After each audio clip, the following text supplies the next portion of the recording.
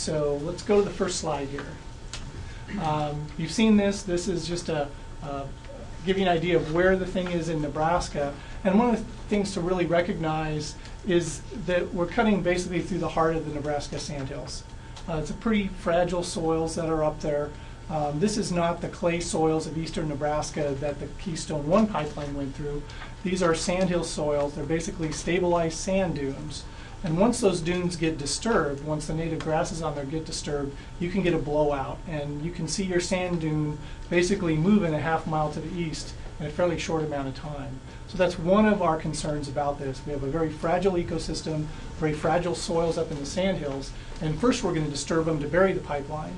And there are questions now about how fast that native grass or the grass they plant will regrow, because you can still see the scars from the center pivots that were put in there in the 1970s and abandoned not long after that. You can still see those scars on the land even today. So that's one of our concerns. Next slide. This is the Ogallala Aquifer. That's where most of Nebraskans get our drinking water. We really rely on it for agriculture.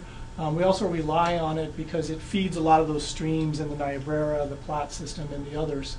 And what you can see up there, that blue line is roughly where the pipeline is going to go. So not only are we cutting through the heart of the sandhills, we're cutting right across, right in, right over the Ogallala Aquifer. So that's a second major concern that we have. If you look at how much of that pipeline is going to be in areas where the water is at or near the surface or within 50 feet of the surface, you know, that's a pretty fragile place to put a pipeline. Next slide. So give you an idea of what one of those sandhills blowouts looks like. And you can see on the picture on the right up at the top, that cap of green is the native grass that typically covers these. It hasn't always covered them. These are very mobile systems. And then what you see there are some people down there in the bottom of that blowout. And on the left side you see actually it's a blowout penstemon, which is one of the rare species we have there. But this will just give you a sense of what that landscape looks like up in the sandhills. Next slide. This is from the draft environmental impact statement. Give you an idea of how that pipeline itself is going to change the terrain. That we're looking at increases in soil temperature at the surface based on a pipeline that's buried 4 or 5 feet in the ground at 4 to 8 degrees Fahrenheit during parts of the year. Increases 6 inches below 10 to 15 degrees, closer to the pipeline down around 6 feet of about 40 degrees. Well, if you look at those prairie plants, they have some pretty deep roots that go down easily that far. So again, you're going to change that microclimate right over the pipeline, and we're not really sure what that's going to do in terms of that ground cover, in terms of the potential for blowouts. And if you look at the climate wizard that the Nature Conservancy put together, you look at sort of the mid-range, what's climate change going to do in Nebraska, you're talking about an average increase in our state of roughly 5 to 6 degrees Fahrenheit during the summer months by around 2050. So we're still in the useful life of the pipeline. We really haven't done the research to know what that's going to do in terms of those sandhills. You're obviously going to get more soil moisture evaporating because you're going to have higher summer temperatures. We don't know what that may do in terms of those sandhills, in terms of mobilizing those soils and causing more blowouts. The wetlands, we've got wetlands as special concern, both in the sandhills and in the rainwater basin. The pipeline sponsors say that they're going to rely on the Corps of Engineers, which has a wetland permitting system. The Nebraska Game and Parks Commission says about 2/3 of Nebraska wetlands are not included in that federal system, so they're not covered. What they are covered by is a state system, and in our state system we don't have a wetland permitting system in our state. So we don't have what some other states have.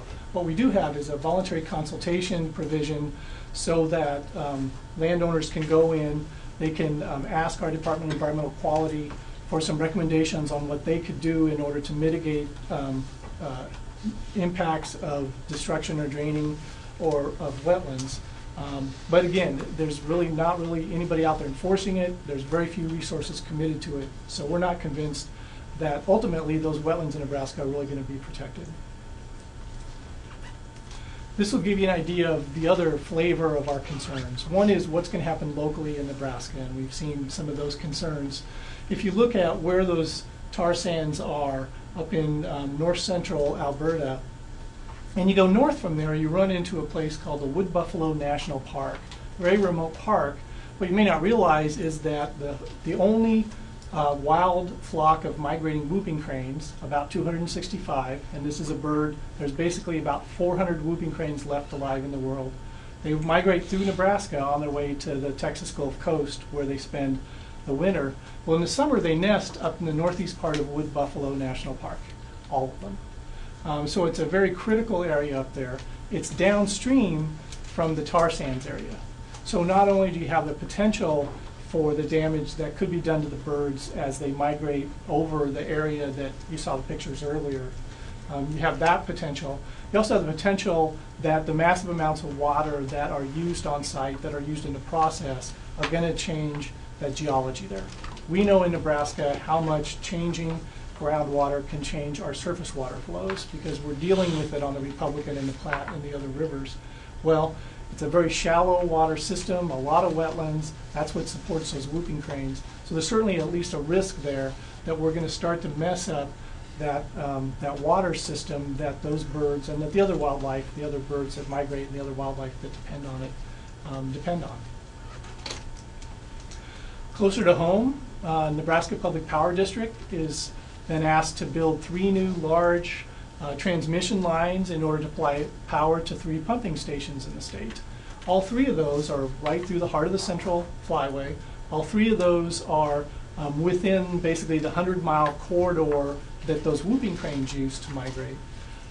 So you get those big big power lines up there, that's a risk to wildlife. They're supposed to be paid for over time. The Nebraska Public Power District ratepayers will pay the money in order to put the transmission lines in, and then the pipeline folks, the Keystone folks, will pay for that over time through their electric rates. Well, that's all well and good if the pipeline is actually built, if it's running at full capacity, if it's buying power for those pumps, if the thing stays around for many years, the Nebraska Public Power District folks will get paid back. But what happens if they don't? What happens if those projections about oil demand are closer to what we think they'll be rather than what they're betting that they'll be at the pipeline? There's a real risk there that Nebraska Public Power District ratepayers are taking on to build those transmission lines. So there's not only risk to wildlife, there's risk to ratepayers that they may or may not get the money back from building those lines.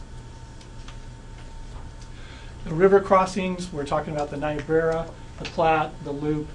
Some of those already suffer from low dissolved oxygen, and so doing construction in those areas could cause some problems.